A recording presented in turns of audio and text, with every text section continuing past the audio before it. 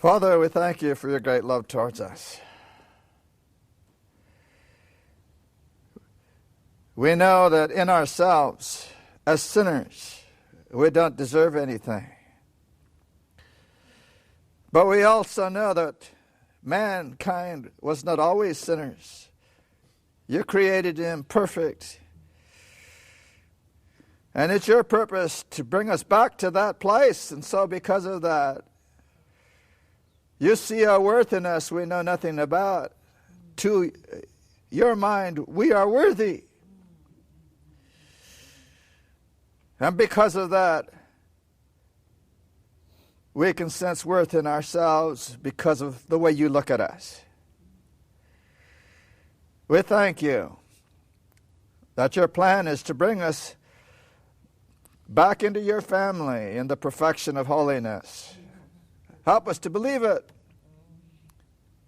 Help us to cooperate with you. Bless us now as we think once more about love and what it really means. In Jesus' precious name. Amen.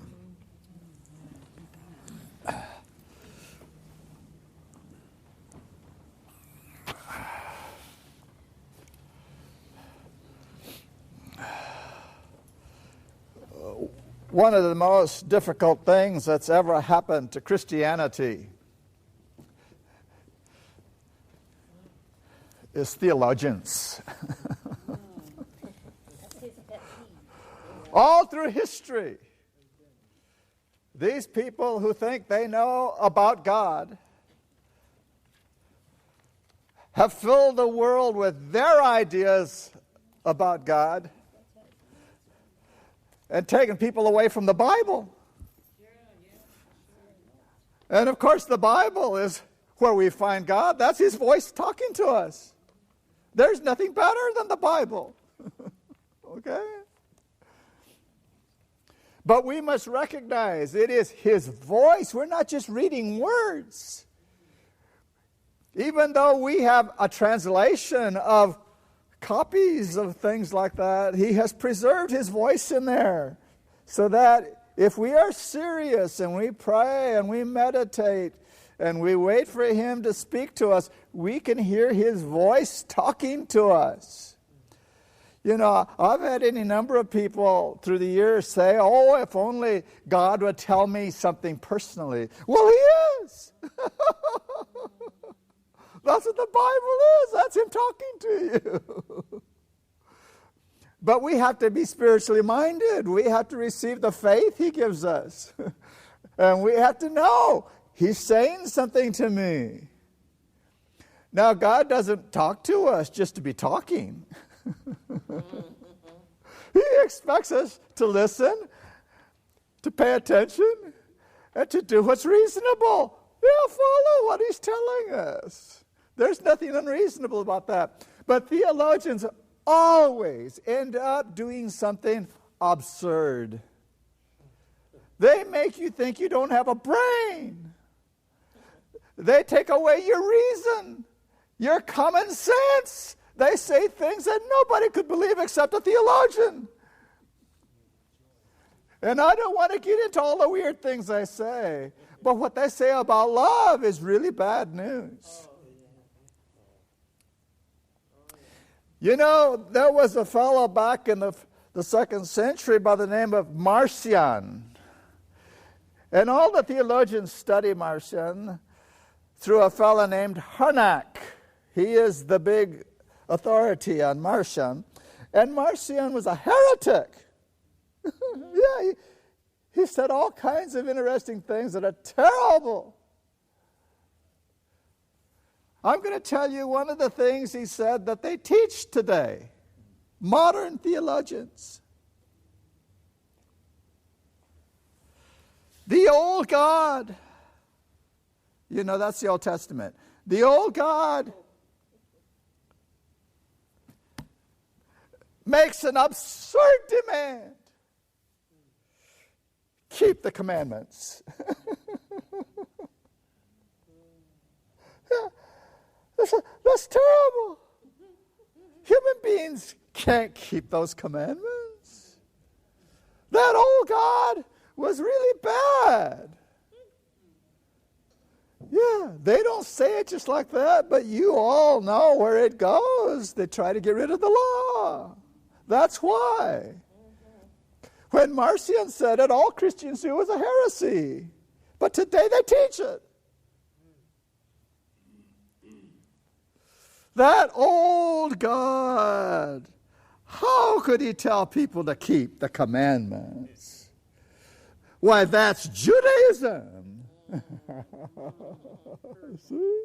Now they've done some more. That's Judaism. And they say that religion was absolutely no good. We have a new religion. They have nothing to do with each other.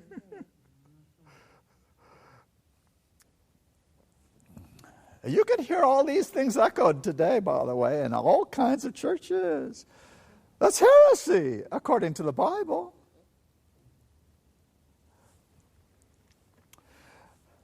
And so what took the place of that old God and Judaism and all that terrible stuff like keeping the commandments?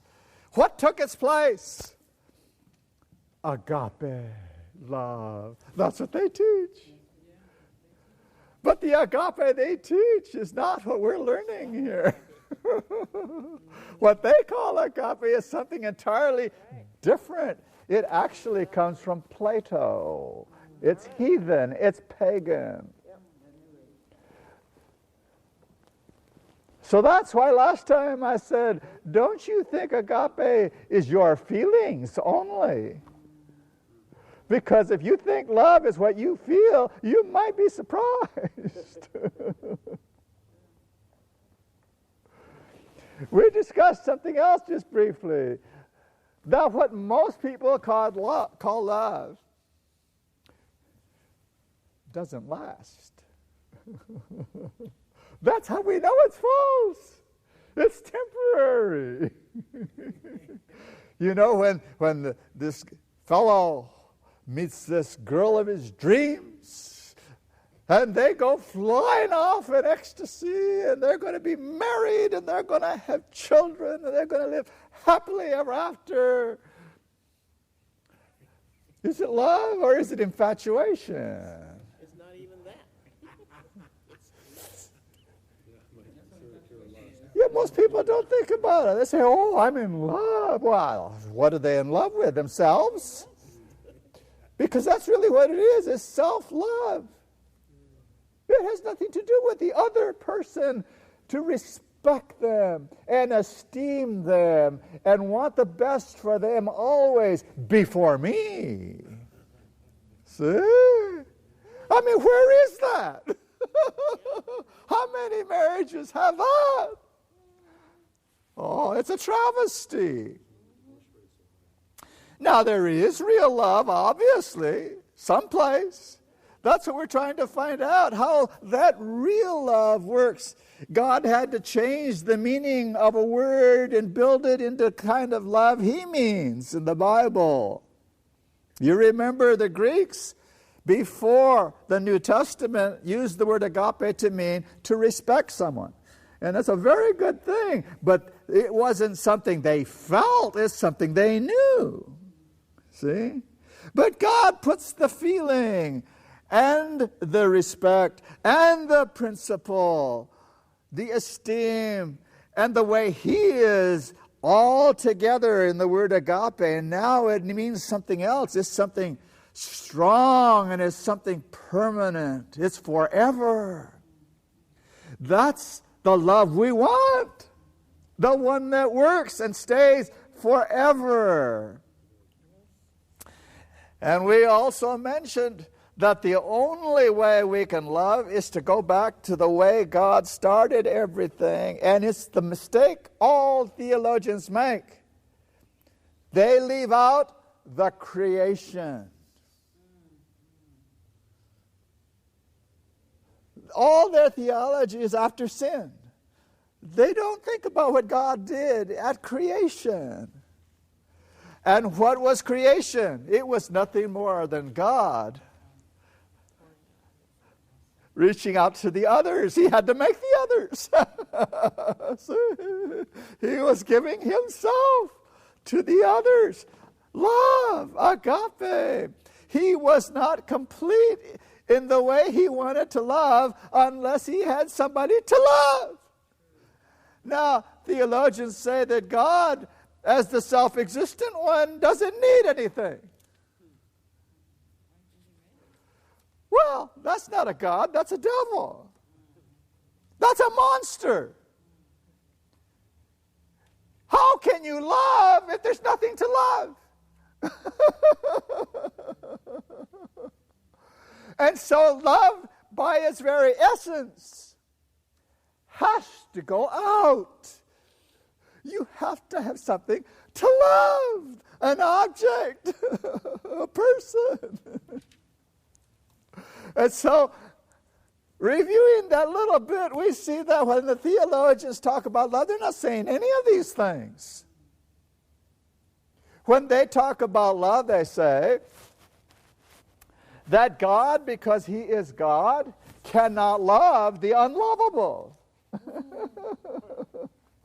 Well, we all think about it and we say, well, that's me, isn't it? Yeah, right. God cannot love the unlovely. God cannot love the unworthy. That's what the theologians teach. And so, the love that comes from God to save us is unreasonable. Now, what do they mean by unreasonable? They mean it's beyond reason. It has nothing to do with common sense. It has nothing to do with reality. So they're saying that God loving us enough to save us unworthy ones has nothing to do with reality. And so now they're playing these games with our mind. Well, what is it if it's not reality?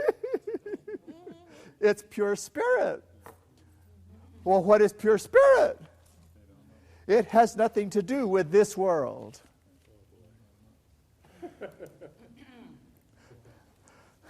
What do you mean it has nothing to do with this world?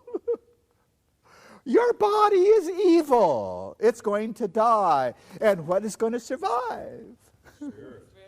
Your pure spirit. And it's not going to live in this world. It's going to go somewhere else. Because this world is evil. And so the reality of the theologians is nothing but the old pagan concepts of some of the early Greeks. Now, the Greeks, before these concepts came, were realists. They believed in totalities. But when Plato comes along, everything changes. He is now taking Eastern thought and making it Western thought. He brought it over to Western man. And today all the West believes his ideas, including the churches. So what we are looking at here in the word agape is not just a word. We're talking about mankind. What's happened? And even in the church. Wasn't the love that Jesus and God had together enough? We're here. See? Now, the Father was never alone. That's another thing even some of our theologians have started to say. That God created because he was lonely. No, that's not why he created. He was not lonely. He had Jesus. He knew love with Jesus. And of course, that was an infinite love. But the love of God is so great. He wanted to extend his altrocentricity to real persons like himself. Now that's what we haven't talked about yet. He just didn't make some more ants. He didn't make some goats, some horses. He made people, persons like himself. What do I mean by like himself? Well, God thinks. We think. At least we're supposed to. We think. What else do we do? We choose. That's denied by many theologians, that we really don't have any freedom of choice. Well, they misunderstood what Luther was saying. He has a whole book on the bondage of the will. He was talking about in the spiritual realm. Obviously, we can't choose anything spiritually till we're born again. But people choose. They can choose where they're going to live. They choose what they're going to eat. They choose, that's choice. That's freedom of choice. And God, in order to give us the intelligence and the capacity, the total ability to make choices, made us like Himself. We are like God in that limited area, but it's very, very important. And to make it all work, He gave us freedom of will. Now, the devil hates that. And that's what he has tried to destroy through all the history of man. The fact that we are persons who can think and have choice and freedom of will. He has tried to turn humans into robots. That's what Satan has done his whole history with man.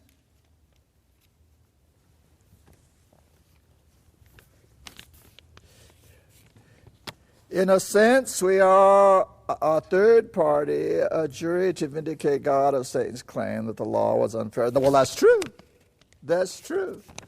God is going to show the universe that He is fair, and that when He gave a law, that law is fair because He's love and that law is love. And we are the demonstration that it works. How are we doing?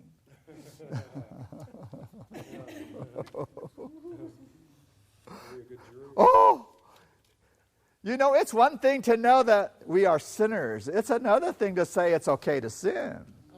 Oh, now that is a terrible decision to come to. I want to mention something to you here because it struck me. You all know the name Loyola. Well, that wasn't his name. That's where he lived. His name was Lopez. But this man was a priest, just like Martin Luther was. Only he was over there in Spain and Luther was in Germany.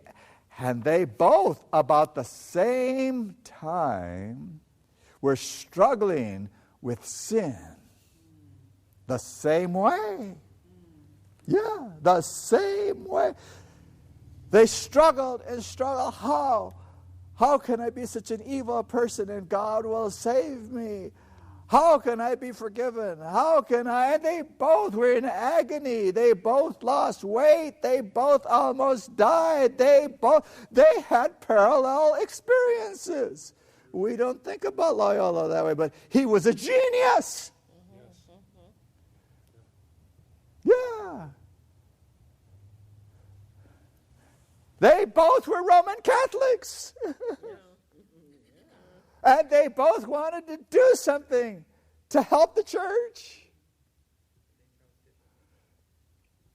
Loyola could have been another Luther. But something happened. Luther, through his study of the Scriptures, found the forgiving God, Jesus. And he saw, I have to be reduced to nothing, or this does me no good. And he was happy to submit totally to God. And he had been glum his whole life, and now he was happy and peaceful. And people liked to be around him because he was a nice fellow to be around then. He was redeemed. Zwingli went the other way. He was happy and carefree before he found the gospel, and he became serious. Isn't that interesting? Same gospel.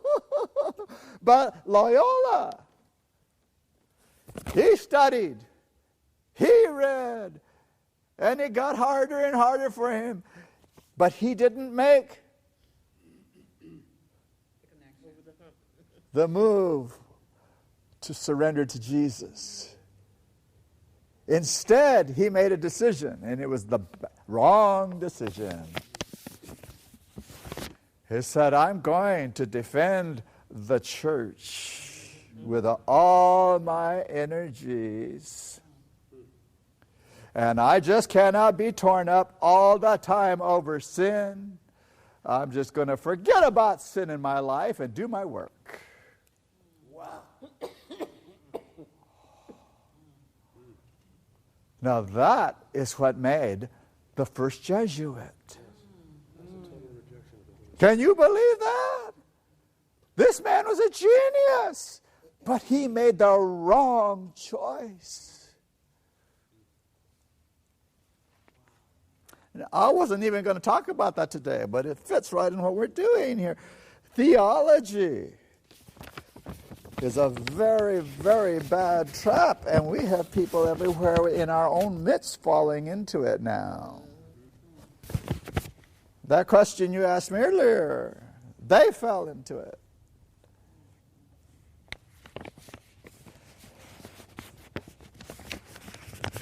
Well, I'm not going to start down that track. There's a tremendous history that we should be aware of. All right. So the question comes here. This demand these theologians don't like. When does God make it? When does he make that command to obey?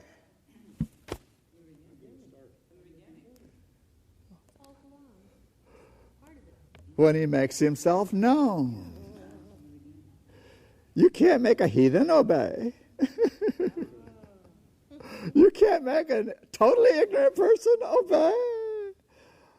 Obedience is the obedience of love. And until you love, you're not going to get anything. And so God has to make himself known to the other one. See?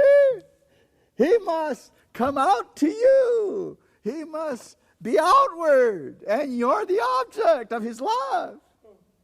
We don't go to God, he comes to us. And so when he makes himself known, and we begin to see God is love. Not a wishy-washy sentimentalism. God is not a sentimentalist. God esteems me. What a thought! I just read this morning someplace in the writings. God knows us by name. Now, we all knew that, but the context was these people were robbing God of tithe. And then she says, he knows you by name. He knows what you're doing, and he knows how much. And then she says, you have forgotten about the judgment, because someday you will face this again, and it's something you will not want to look at. The spirit of prophecy is as realistic as the Bible is. It's the same source. You see, what we're talking about here is realism. I had a minister about over a year ago tell me he was a realist, and I don't think he knew what he was saying. I still want to talk to him about it, because I know he believes in some pagan things. That's not a realist. All right, continuing. If God then only commands the one he has revealed his love to, is it fair then for him to command obedience and love back? Yeah. Well, of course. It's perfectly fair for God to command to love and to obey. If we understand that the love He's asking for is not our feelings, that'll come later. But first He wants the principle. You make a decision. You decide you are going to respect me. That you are going to esteem me above everybody else. You will have only one God. See? It all fits. It's all logical. It's all fair. Not to the theologians, but to a Bible Christian.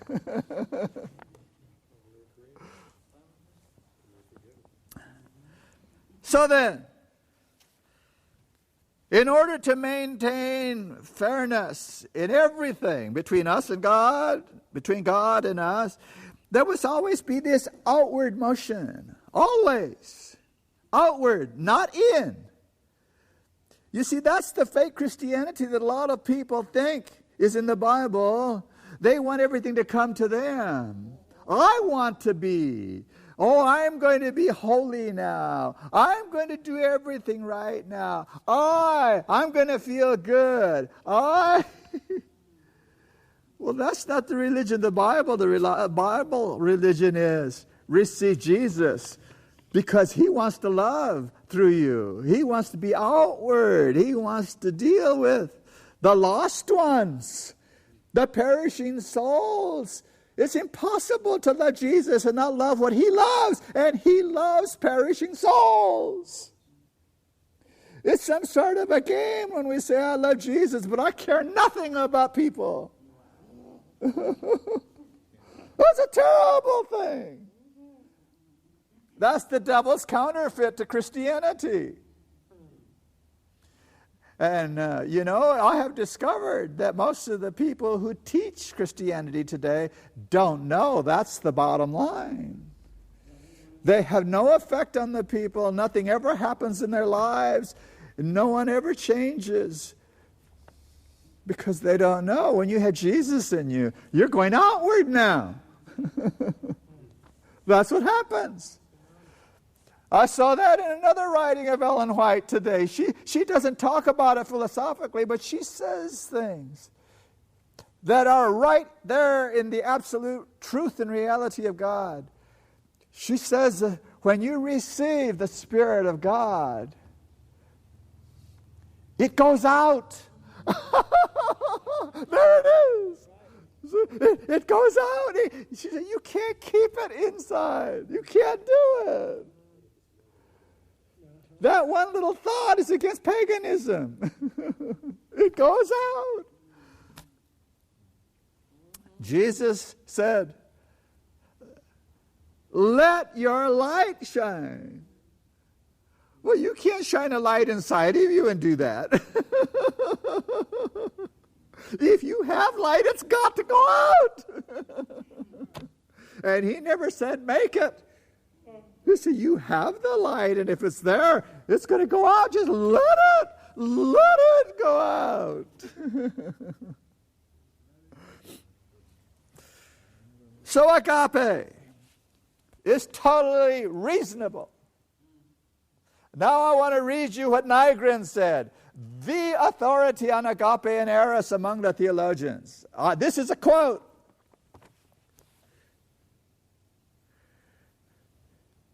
God's love is opposed to all rational computation and calculation.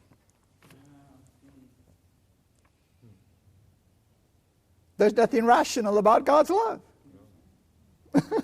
It's not reasonable. It doesn't make sense.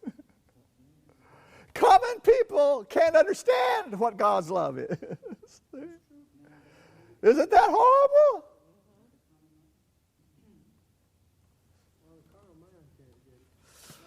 Well, if God's love is not reasonable and it's not common sense and it's not rational to do what He does, then what is it, according to the theologians?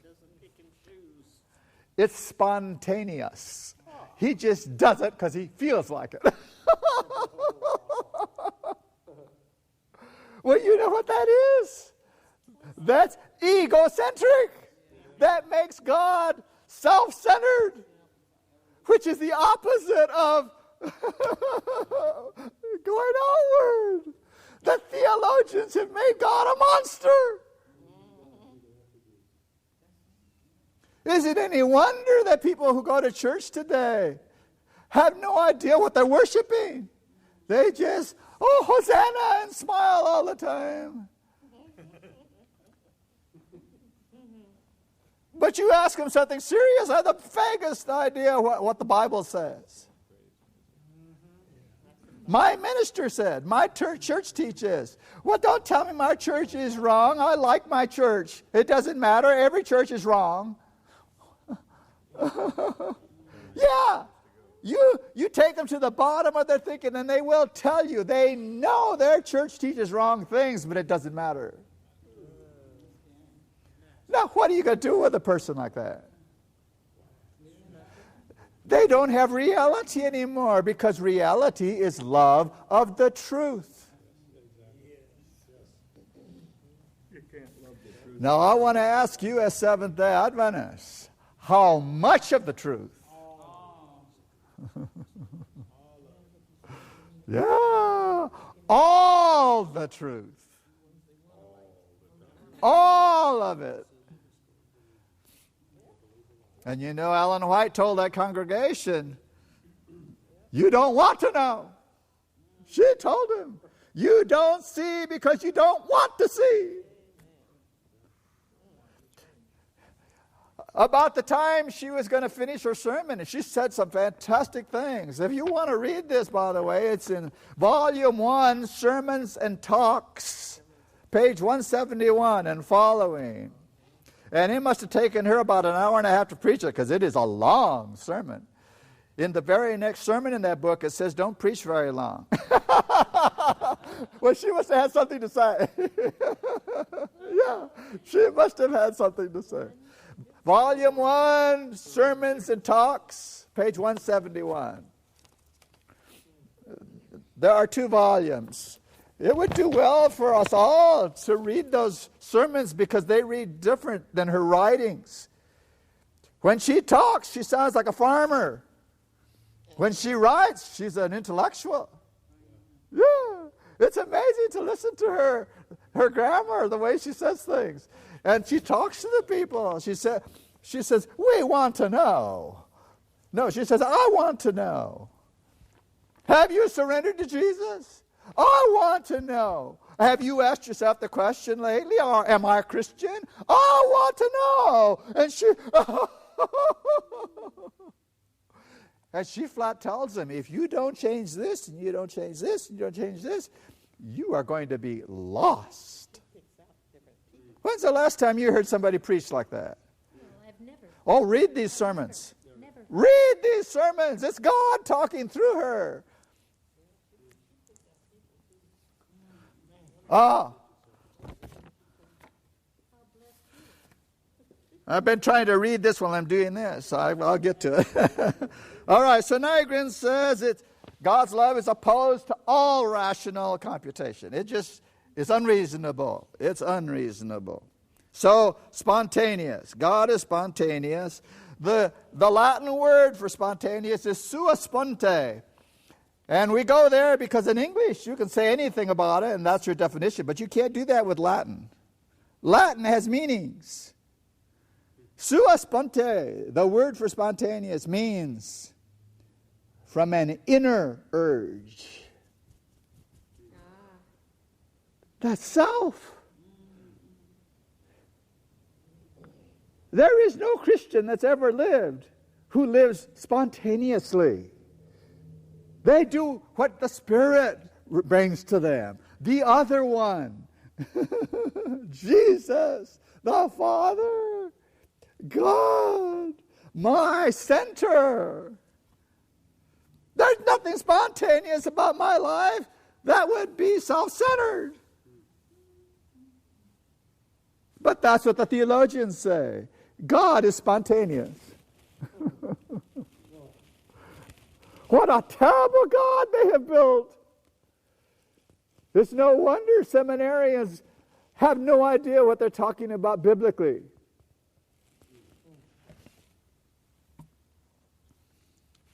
Well, now,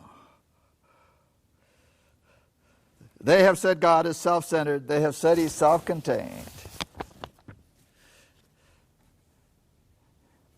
And they even ask a question: how could God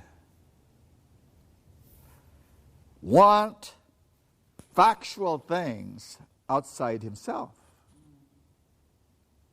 Now, I didn't say spiritual things. Factual things. That means real things. Bodily things with form. That's the question they ask. How could God have wanted that kind of evil? Bodies.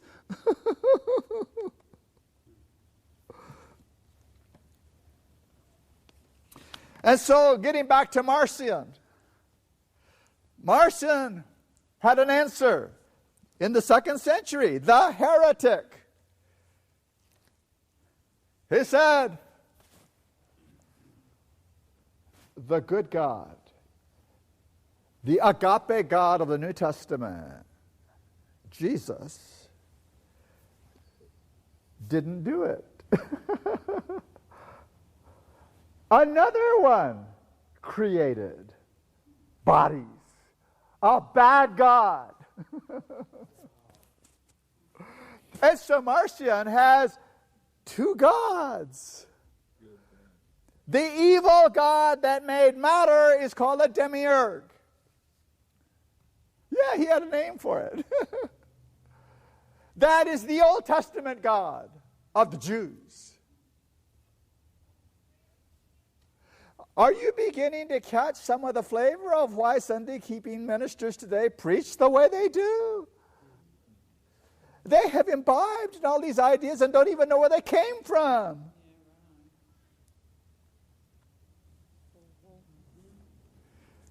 God raised up a people in the end time to bring back primitive Christianity, the one that Jesus gave in the Old Testament and the New Testament.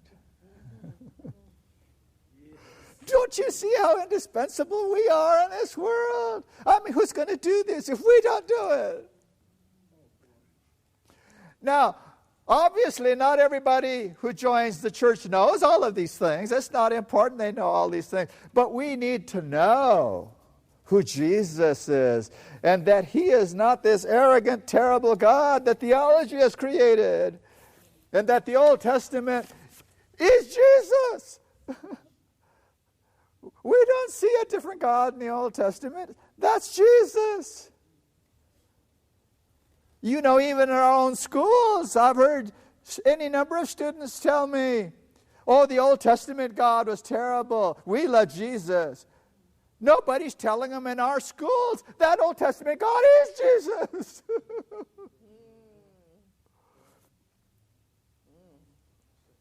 Nobody must know it. Why did he treat some of those people so roughly, according to our way of thinking? They didn't understand anything else. You know, love has to deal with things to get some results, to get things, people waking up, to move in the right direction. And some of those people were so ignorant, God can do anything except chastise them out of love to get them turned around. It's Jesus. I mean, Paul over there in 1 Corinthians, the 10th chapter, verses 1 through 4, it says, though the children of Israel were out there, and the rock followed them, and that rock was Christ. He says it. The one who led the Israelites was Jesus.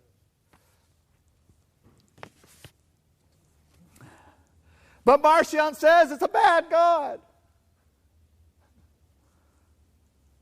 Two different gods, a bad God and a good God. And Marcion loves the God of grace, and he hates the God of law. Anything sound familiar here? You got it. Yeah, it was a base act to create matter.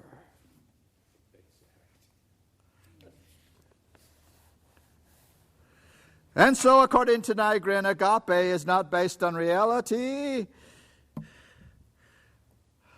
You don't need an object to love. It's strictly, love is from the impulses of the subjective lover. It's the one that's loving that's important. Not the fact that he loves something or someone. We're back to self again. Everything comes in. It's spiritualism.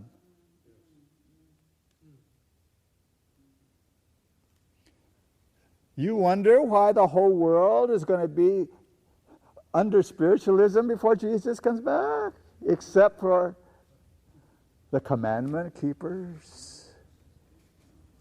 There are 4 people right now leaving a Seventh-day Adventist church because the pastor, I don't know how he said it, but he mentions in some sort of a context that the only people who are going to be saved when Jesus comes back are Seventh-day Adventists.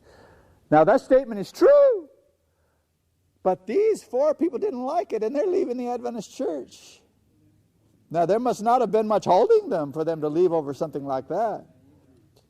But you know, we need to understand that the great controversy is over, and Ellen White says this too. She says, I will tell you when Jesus is coming. Did she say that? Yes, she did. She said, I will tell you when he's coming. When this gospel has been preached to every creature, then he will come. And then she said, you better be in a hurry. She said that in a sermon. Oh, the way she talked to the people. It's amazing. I never read her say anything like that in a book. But when she's standing in front, she said, you better be in a hurry. Oh, we don't need tape recorders. You can hear her talking from those books.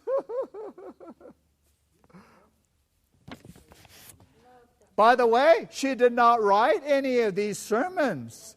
Somebody heard her and they were writing them down. These are recorded sermons.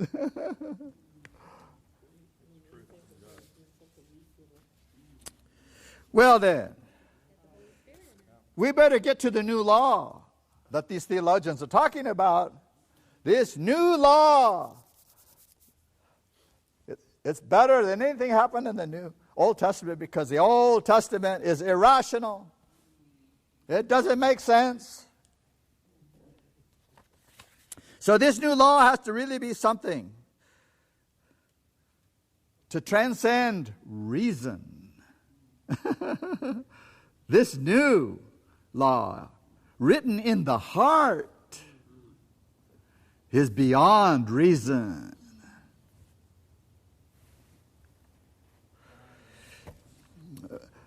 But in order to make the comparison here, maybe we ought to go back and ask the question, well, what was the old law? What was the old one? Oh, the 10 Commandments. Okay, it was the 10 Commandments. Now then, is there no spirit of agape in the 10 Commandments? Oh. You know, after all, Exodus 31:18 says, God wrote them with his own finger. There's nothing else in all history that man can point to that God himself wrote. Only the 10 Commandments. Is there no agape in what he did? You see, we need to have some good questions to ask these people because they're really smart. At least they think they're smart.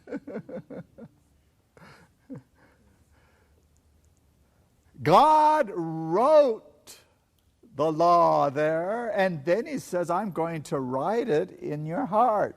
It seems to me like it's the same finger. And the one in the heart we know is agape. So how can it be that the one he wrote on the stones is not agape even though it's on stone? It's the same God.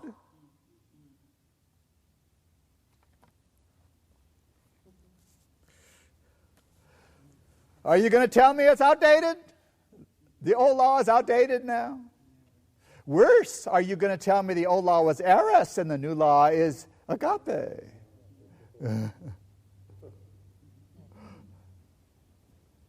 When God writes it in the heart, is that heart now the new agape love of the New Testament that is not in the Old Testament according to them? Does this new law in the heart forever now fight against the old law? That's exactly where they go. Yeah, they say, if you try to keep the law, you're out of grace. Because there's a war between agape and that Old Testament. Isn't it horrible? Do you see more and more how horrible this is? It's just not matters of opinion we're talking about. We're talking about two entirely different philosophies of reality, and one is real and the other is not.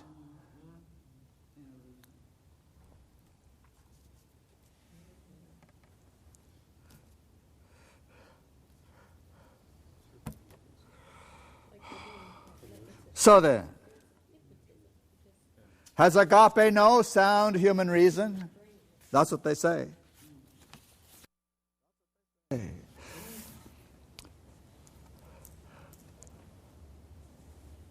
Have you ever been around a mother? Yeah, a woman. And she doesn't really even have to be a mother yet. There's something in her about mothers. Every woman. There's something there that God has put in women about motherhood. What is that, mother? The spirit of a mother. I want to talk about that for just a second. You know, Karsten Johnson wrote one of his doctoral dissertations. He had 3 different doctor's degrees in Europe. But one of them he wrote in French to the French people about mothers, about women, and agape. And they gave him a doctor's degree for what he had to say about women. That's true in the Bible that people today don't believe. Yeah, I want to give you a quick one. This is not political. Would Hillary Clinton have been as good a president as a man? What is your prejudice? Do you sense it? Is there anything there that says a man probably would have been a better president than her because she's emotional?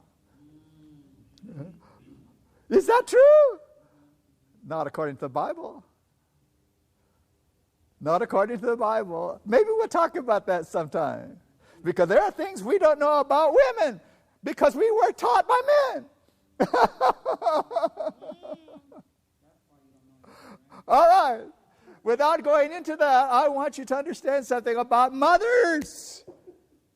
Mothers are equipped by God a certain way. Now, I'm going to read you a question that Frazee asked, and I'm not going to say it his way. I'm going to read what Karsten Johnson did with it, because I can't improve on his words.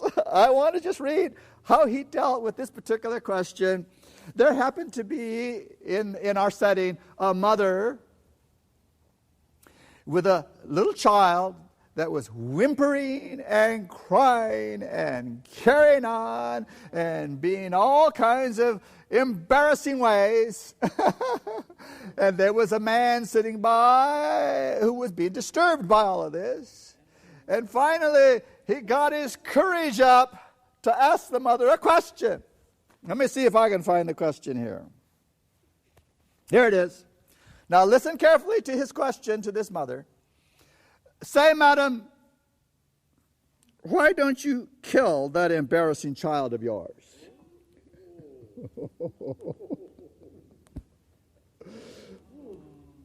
Now that's a terrible question, isn't it? I want to read you a terrible answer now. See if you pick out the terribleness of it. This is the mother talking. Sir, I am afraid I do not quite get your idea. Do you really suggest that I should take the boy's life here and now? I just do not see how you could make a suggestion like that under the present conditions. Don't you realize, sir, that there does exist in this land a written law directed against such killing?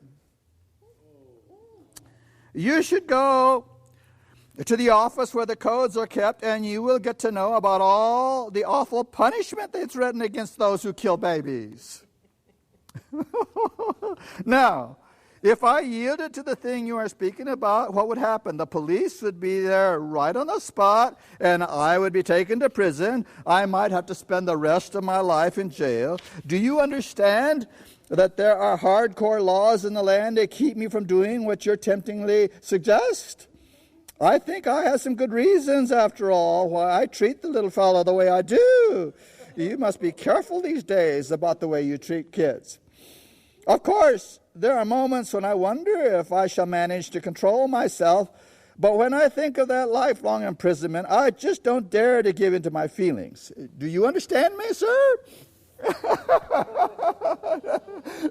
No, is that a good answer or a terrible answer? I mean, how can anybody ever imagine a mother answering like that?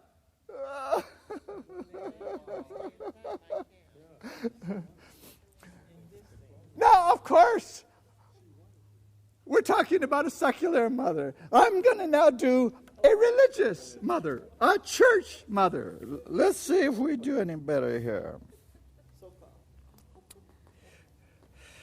Same question. Why don't you kill that embarrassing child? Okay, here is the mother now as a church person. You don't seem to be in your right mind, sir. Do you really propose that I should commit murder against this child of mine because he keeps crying all the time? You seem to be ignorant of the law written with God's own finger on tables of stone on Mount Sinai of old. You should also know that these commandments remain written on tables in the heavenly sanctuary. One of these says, "Thou shalt not kill." Now, if I did kill, what would happen to me? Do you quite realize what the result would be to me if I yielded to the temptation in this case? I would risk burning in the lake of fire.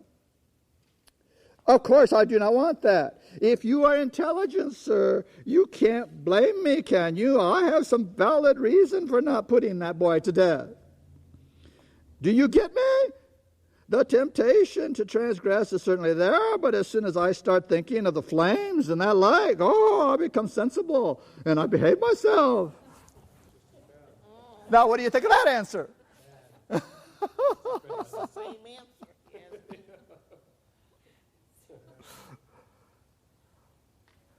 How come we can't conceive of a mother talking that way? Because there are no mothers like that unless they're insane. And there are some of those, yes. Yeah, two ladies within 2 weeks of each other had their bellies cut open by another woman to get the baby so they could have it. There are some insane people in this world. But mothers, real mothers, can't talk this way. Why? Because the laws that they're talking about. Yeah, God has a law, doesn't he? It's written someplace. They wouldn't have the heart to do that. It's in their heart. It's there. They don't think about it intelligently and reason it out. The law is in their heart. It's part of them. See? What a gracious God we have to give us mothers that way. Now,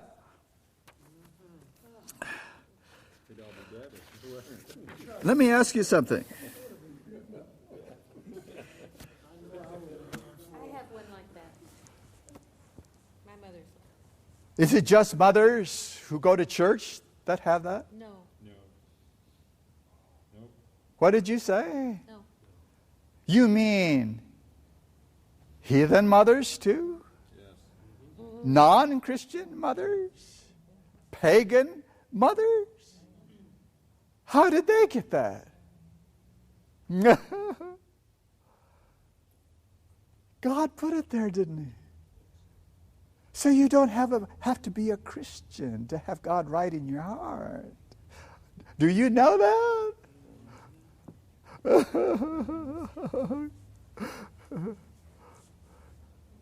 You see, we have built up a theology ourselves without the theologians saying, I'm the only one who has goodness in me because I'm a Christian. No, wait a minute. There are people in this world who do tremendously good things and they're not Christians. Why? Because Jesus is doing it in them, through them, even though they're not Christians. Now, if God can do that with people who are not Christians, what ought He be able to do with Christians?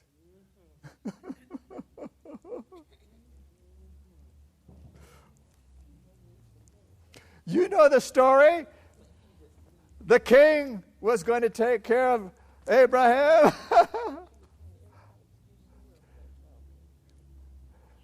Because he was going to marry Abraham's wife. Only Abraham said, she's my sister.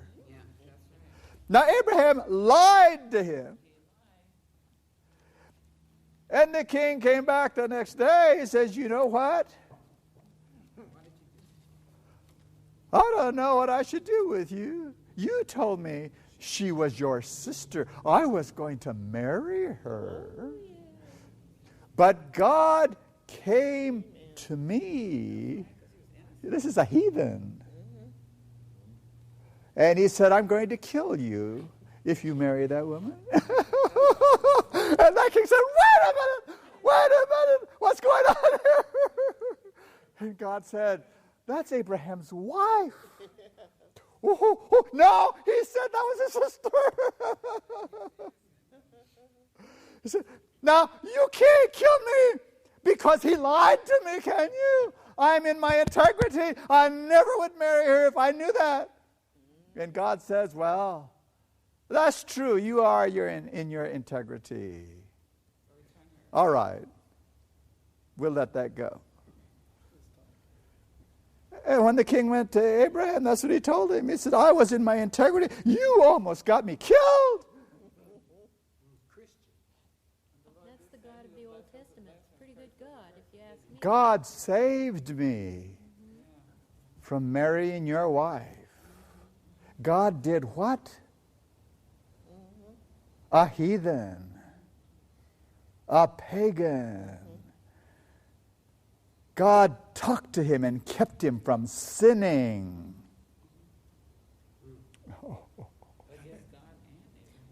God can keep heathen from sinning. Don't you ever forget that. The next time you think you have to, even a heathen doesn't have to.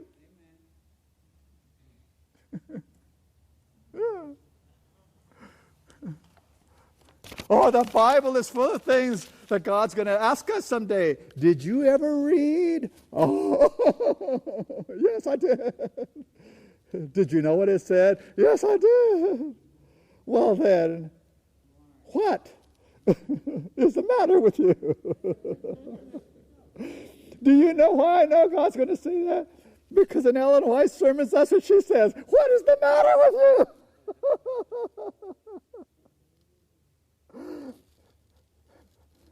And you know, I have to react exactly the same way you have to react. I read those words and I sit there and I say, yeah, what's the matter with me?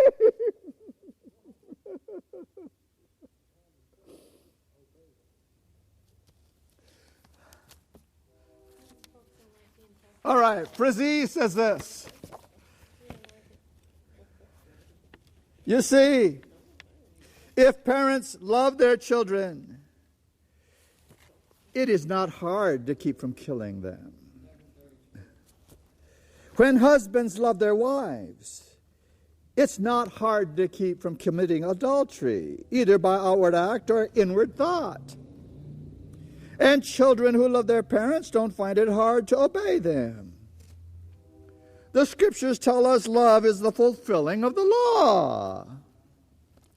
Now, how strange that someone concluded that if he had enough love, he didn't need to keep the commandments.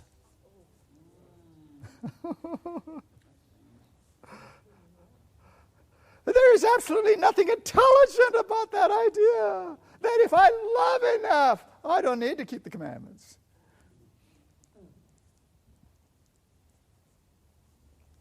Poor people in all these churches that hear that every week. Yeah. Somebody's got to talk to them. Somebody's trying to bring common sense back to them. To bring intelligence back into their life. To bring reason back. You see, you're not talking about religion when you go out there. They don't have faith for religion. You're trying to get them to think again. To be realistic. Let Jesus bring religion to them.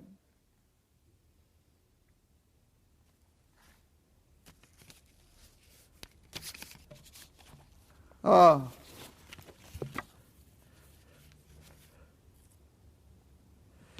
So that mother who loves with true agape love has this conflict in her life forever against true reason, according to the theologians. I've never seen a mother with that conflict. I'm sorry.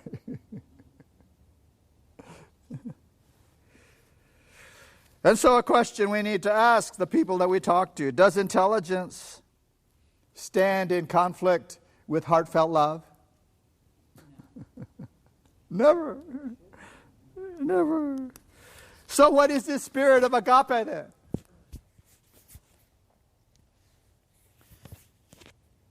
What is it that comes to that heathen so that he does practical works of real love?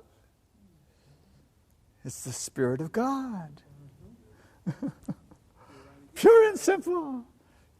It is God Himself. There is no really good act that's ever done on this planet without Jesus being there.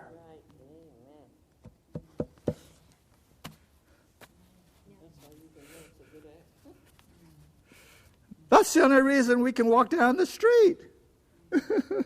This whole world would go mad without some agape someplace keeping things together.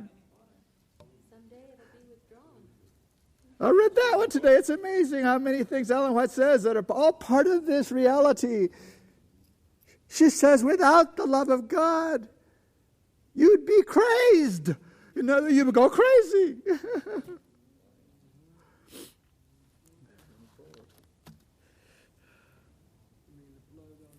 Well, this love, according to these theologians, it's only to be kept inside the heart, because it's God's love, pure, put in you. It has no outward thing. It's for you inside. Well, this love that's kept in the heart, if it has no expression in concrete acts, then what does it do?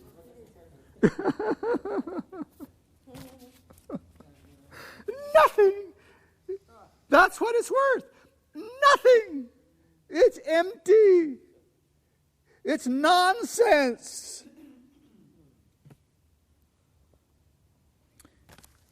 The people who think they love that way, all they have is surges of feelings. Feelings that never do anything. Nothing worthwhile anyhow. So then, we mentioned we are to love truth.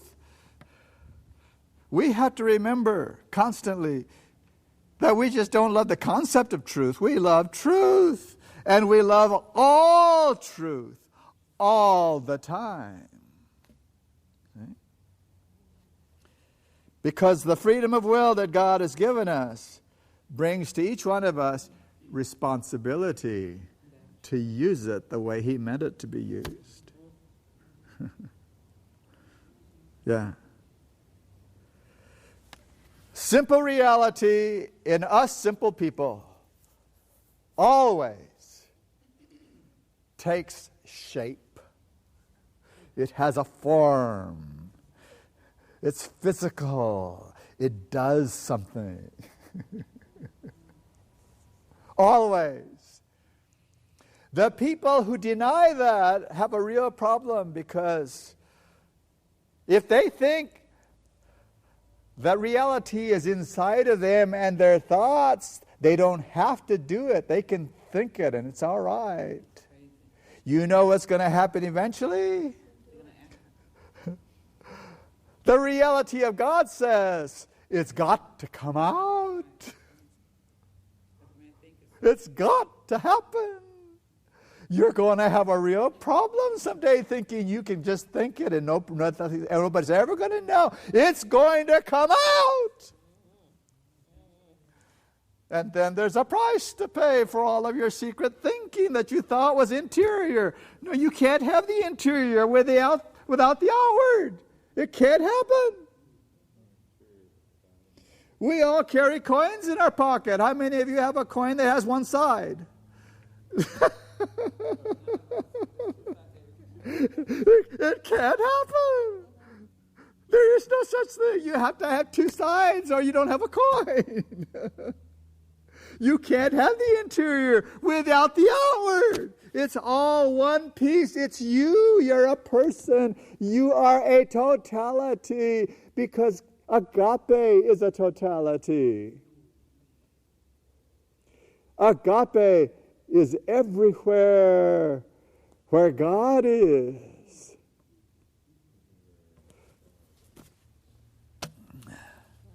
And so we come up to another word as we're closing here. I've got to close. The word is meaningfulness. Only God and agape have meaningfulness. And where does that meaningfulness come from? Consistency.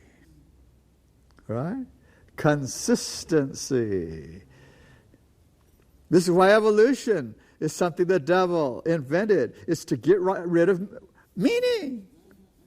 The basic tenet of the concept of macroevolution is everything just happens. It's just by chance. There is no order. There is no, and it's so stupid. It's amazing how many scientists can believe in that stuff. And worse, how many people who claim to believe the Bible believe it. I just ask them one question when I run into them. According to your religion, which came first, death or man? Well, evolution says there was death for millions of years before man ever came around. So according to their religion, death came first. Well, according to the Bible, which came first? Man came first. When he sinned, then there was death. What killed all those millions of dinosaurs before man sinned? Evolution is a lie. Pure and simple. No Christian could possibly believe in evolution and think they know what the Bible says. So agape. Let's ask the question logically, without religion, just logically. Is it logical that either agape would be interior only, or would it be logical that agape is interior but takes it an exterior form? Which is the more logical? Yeah, just logically speaking, you can't say it's interior only. What good is it? It has to do something. It takes that form, and we could spend another half hour talking about form, but we don't have time. Okay. So, we're back to the Bible. The Bible always has the two aspects together. The interior and the exterior. You can't separate them. They're just always there together. If you have one, you have the other one. That's Bible. And so because of that, this strange soul-body opposition that the churches teach is not in the Bible. Soul-body unity is the same thing. You can't have one without the other. Anything else is paganism. So now we have come to the place we can say it. Agape is that stern, steady reality of God that lasts for eternity. That's what we must have. Get rid of eros in all of its forms. Eros is the opposite of agape. Eros brings it into me. Agape reaches out to the others to bless. Let's close with this. There's a song, an old song.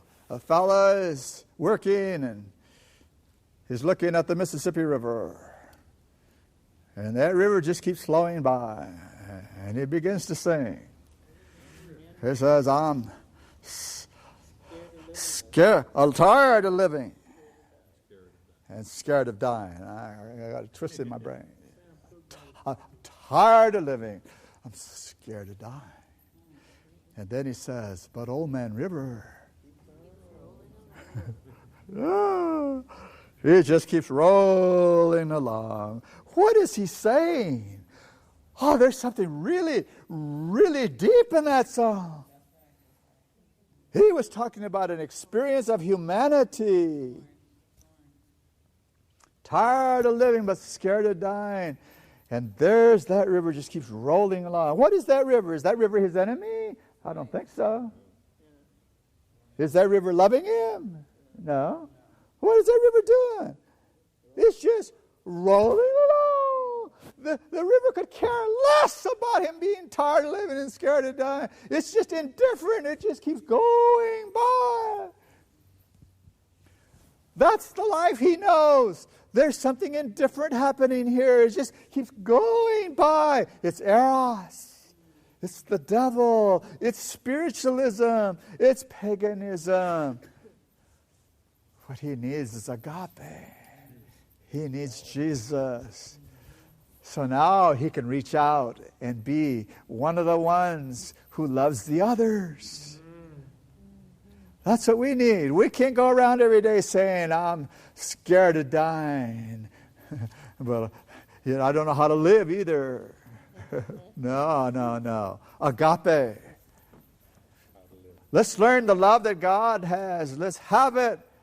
Jesus always brings that because it's him. All right.